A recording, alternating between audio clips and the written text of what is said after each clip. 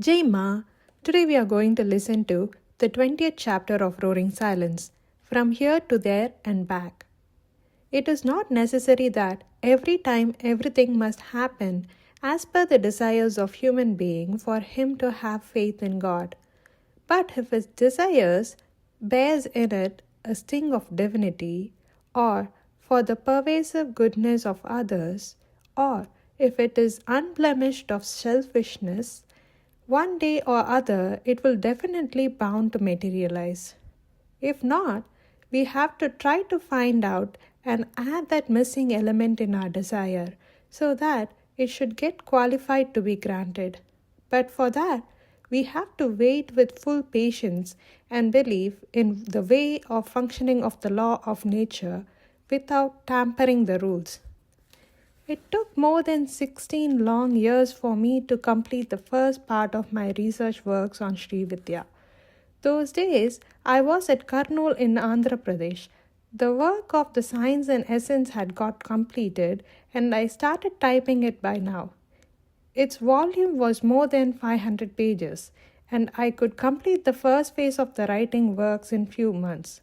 After the first writing works completed, and it took the form of a bounded book, I planned to go to Kashi, but the hidden intention in my mind was to go to Gyan Gunj in Tibet. Ramesh arranged money and booked tickets reserved to Varanasi from Secunderabad. I have not informed both the family of Ramesh and Satya Narayana about the likelihoods of me proceeding from there to Jnanaganj in Tibet to submit the research works manuscript to the great gurus of Jnanaganj, with whose permission and blessing only I could complete the works. As I felt the element of grace is missing in my works, or some missing links needed to make this work a reality. I reached Varanasi, stayed at Sringari Mutt. Ramakrishnananda, the then manager of Sringari Shankar Mutt at Kedarghat, was a good friend of mine who helped me and took care of me at every visit to Kashi. We used to sit at Harichandra Ghat daily evening chit-chatting or meditating or discussing on sadhana. Even though he was known to be short-tempered person, but towards me his attitude was friendly, rather brotherly.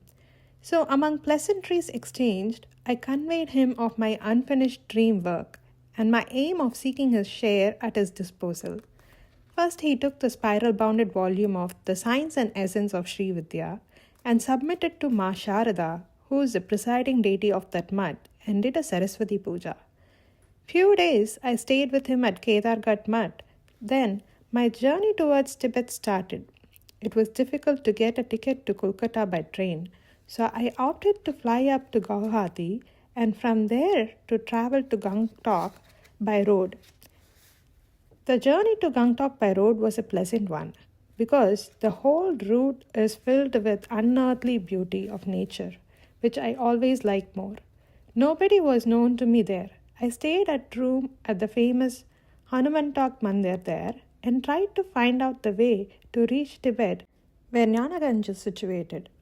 But I failed to get any correct pinpointed information or a lead to find a way to my place of interest. At that time, because of bad weather, I have decided to go to Arunachal Pradesh to find the way to reach Jnanaganj. I informed Ramesh and others at Kurnool not to worry even if I am late to return, and because of bad weather, my movements to Jnanaganj was withheld at Itnagar, the capital of Arunachal. I had to stay there for a few days to arrange for my inner line permit to travel in that politically sensitive area. When the weather got better, I decided to proceed towards Tibet all alone, and as it was earlier, I preferred to walk. Keeping in mind the last few journeys' experience, this time I kept some eatables like some hot and sweet items, that is murukku and pallipatti, which both sisters, Sujata and Hari, prepared for my journey. Usually in every journey, they used to prepare such things to carry with, and for the experience I encountered, I will talk about them in a separate episode. It is the end of chapter 20. When Guruji completed the book, The Science and Essence of SriVidya, he had already experienced one of the highest experience, the spandanas of the Bindu. He is already an enlightened being. So why did he have to go to Jnanaganj? No matter being at a pinnacle, a true disciple always looks up to their guru, like a child to a ma looking for an approval. The enlightened ones, though they have the complete wisdom of the universe, they are child at heart and humble. As mentioned in the starting of the chapter, when we desire for something good and work for it, the universe will grant it. May not be at the time and the form desired, but at the right time and in the required best form. Chapter 21 will be released next Sunday. If you enjoyed this video, please do share with your family and friends. Jai Ma.